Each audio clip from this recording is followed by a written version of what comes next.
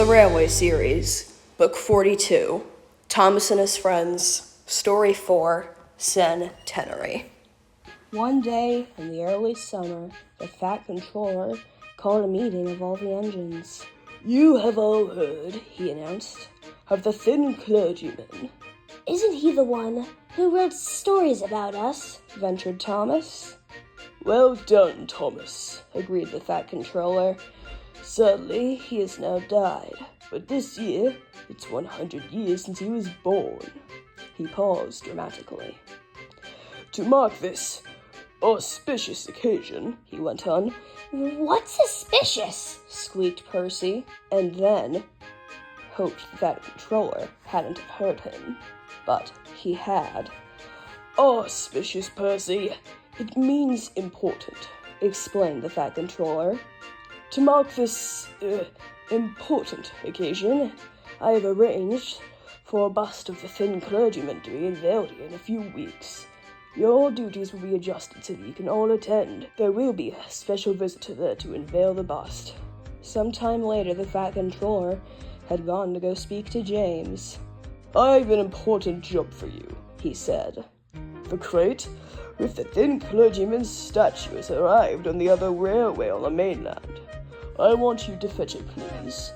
"Will do, sir," said James as he puffed on.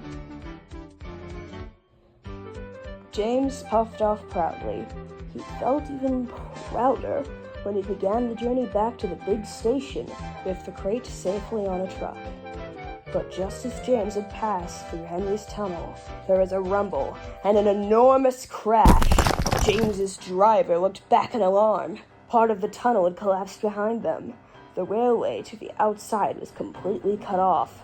James stopped at the next signal box as his driver told the signalman what had happened.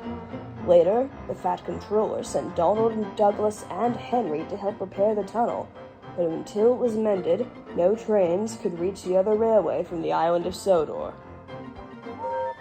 "And no engines can get on to the island of Sodor," pointed out Gordon. "Pip and Emma are stuck on the other side of the tunnel, and they are supposed to bring the important visitors." On Thomas's branch line, the engines were worried too. "We've got jobs to do on this day," said Thomas. "But what if no one can get here?" "Don't worry," soothed his driver.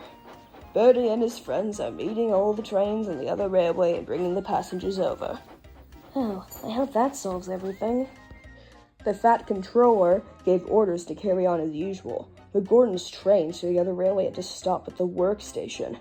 Bertie brought in passengers, but Gordon complained that it wasn't the same. Meanwhile, Percy had a smaller problem. "Why is everyone bothered about something that's broken?" he asked Toby one day. Toby was puzzled. "Broken?" he asked. "What do you mean, broken?" "Well," explained Percy, "the Fat Controller said it was a bust."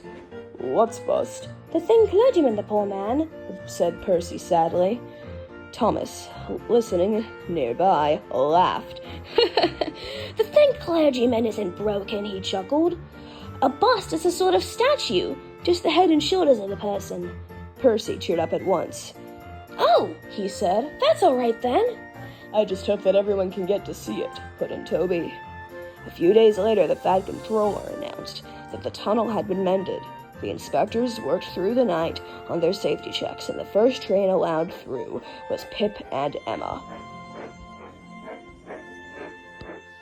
At the big station, the bust of the thin clergyman beneath a silk cover was ready. The engines waited anxiously. At last, Pip and Emma arrived, and the first person off the train was a prince. The Fat Controller greeted him.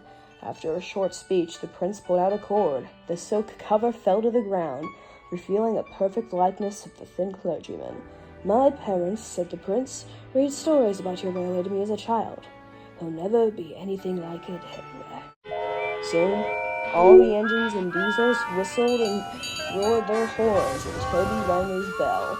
They were all proud to be on the Northwestern Railway. Even Bill, Ben, and Mavis were there, having their fun. This is the story of Thomas and his friends. Yeah.